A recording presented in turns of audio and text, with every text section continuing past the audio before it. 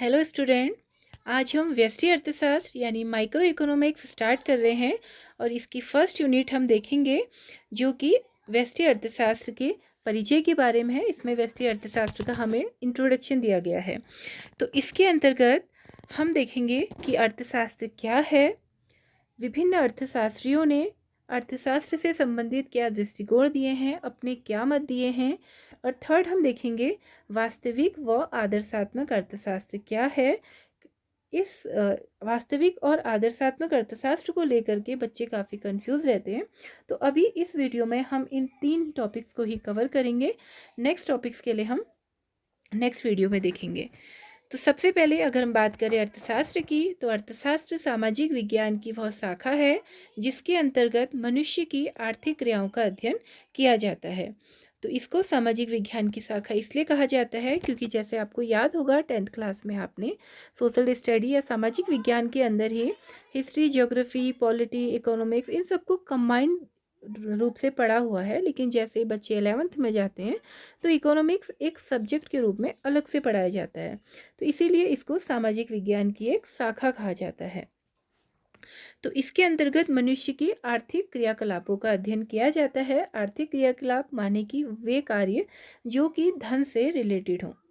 तो ऐसे हम कह सकते हैं अर्थशास्त्र को। हम अन्य ढंग से भी बता सकते हैं कि अर्थशास्त्र के अंतर्गत उन सभी प्रयत्नों का अध्ययन किया जाता है जो मनुष्य की आवश्यकताओं की संतुष्टि करते हैं।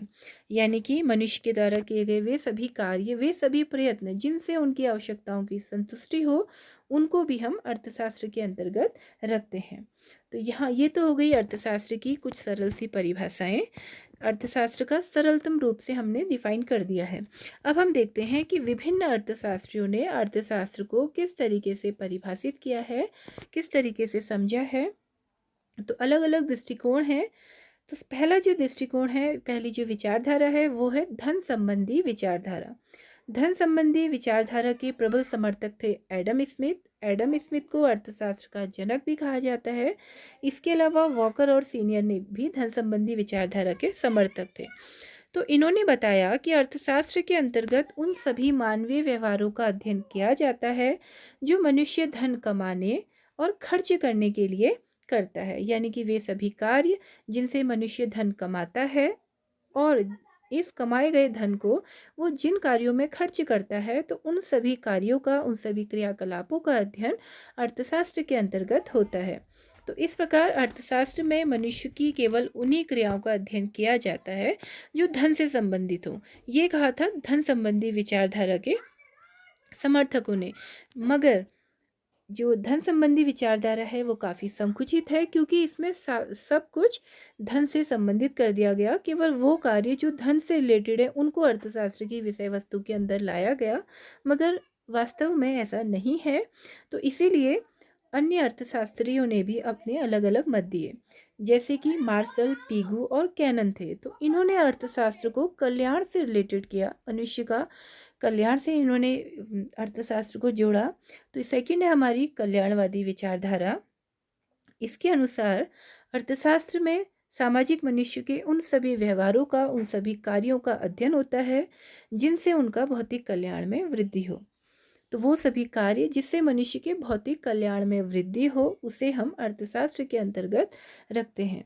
तो हम कह सकते हैं कि एक और तो अर्थशास्त्र धन का अध्ययन करता है, वहीं दूसरी ओर अर्थशास्त्र ये भी अध्ययन करता है कि ये जो आर्थिक क्रियाकलाप हैं इनका मनुष्य के कल्याण पर क्या प्रभाव पड़ता है। तो हम ब्रीफली ये कह सकते हैं कि कल्याणवादी विचारधारा मुख्य रूप से मानव कल्याण से संबंधित थी। उसका मानना था कि जितनी भी आर्थिक क्रियाकलाप हैं उन सब का उद्देश्य मानव कल्याण है और मानव कल्याण ही अर्थशास्त्र का मुख्य विषय वस्तु है। तो ये तो थी हमारी सेकंड विचारधारा, कल्याणवादी विचारधारा। मार्शल, पीगू और कैनन ने इसको दिया था। थर्ड जो विचारधारा है वो है दुर्लभता संबंधी विचारधारा, और ये दी थी हमें रॉबिन्सन ने। जहाँ कहीं भी दुर्लभता आता है इसका मतलब है कि इस जो साधन है हमारे पास सीमित हैं, आवश्यकताएं हमारे पास अनंत हैं। यानी कि साधन हमारी मांग की तुलना में कम है। जब कभी भी साधन हैं मांग की तुलना में कम होते हैं तो उन साधनों को दुर्लभ साधन कहा जाता है। तो जब साधन सीमित होंगे और जो हमारी आवश्यकताएं हैं वो असीमित होंगी, तो वहाँ पर हमें चुनाव की समस्या का सामना करना पड़ता है। और इसी चुनाव की जो समस्या है उसे अर्थशास्त्र की मुख्य विषय सामग्री माना रॉबिन्सन ने। और रॉबिन्सन ने हमें बताया कि अर्थशास्त्र के अंतर्गत हम यह अध्ययन करते हैं कि किस प्रकार से सीमित साधनों के द्वारा असीमित आवश्यकताओं की पूर्ति की जाती है। तो इस प्रकार अर्थशास्त्र द्वारा हम यह पता लगाने का प्रयास करते हैं कि किस प्रकार असीमित आवश्यकताओं की पूर्ति वैकल्पिक प्रयोग वाले सीमित साधनों के द्वारा की जाए। तो ये है हमारी रॉबिन्सन के द्वारा दी गई परिभाषा, जो कि दुर्लभता से संबंधित है। जो हमारा इसमें जो नेक्स्ट विचारधारा है वो है विकास केंद्रित परिभाषा, और ये दी थी हमें सैमुअल्सन ने। तो सैमुअल्सन ने बोला कि जितनी भी आर्थिक क्रियाकलाप है उनका मुख्य जो कार्य है वो मनुष्य का विकास करना है। तो इसीलिए इन्होंने विकास केंद्रित विचारधारा दी और मनुष्य के विकास को ही आर्थिक क्रियाओं का केंद्र बिंदु या फिर मुख्य विषय वस्तु माना। जितने भी काम हो रहे हैं उनका जो मेन जो उद्देश्य है वो मनुष्य का विकास करना है। तो इसके अंतर्गत एक और तो सीमित साधनों का वितरण, साथ ही साथ मानव का आर्थिक विकास, दोनों ही पहलुओं को शामिल किया गया। तो विकास केंद्रित परिभाषा में मनुष्य के विकास को मुख्य विषय वस्तु माना गया, केंद्र में रखा गया, और साथ ही साथ इसमें ये माना गया कि इसके अंतर्गत अर्थशास्त्र के अंतर्गत एक और तो हम किस प्रकार से सीमित साधनों का वितरण करते हैं हम ये जानते हैं, और साथ ही साथ किस प्रकार से मानव का आर्थिक विकास हो, इन दोनों ही पहलुओं का हम अध्ययन करते हैं। यह है हमारी विकास केंद्रित परिभाषा सैमुअल्सन के द्वारा दी गई है।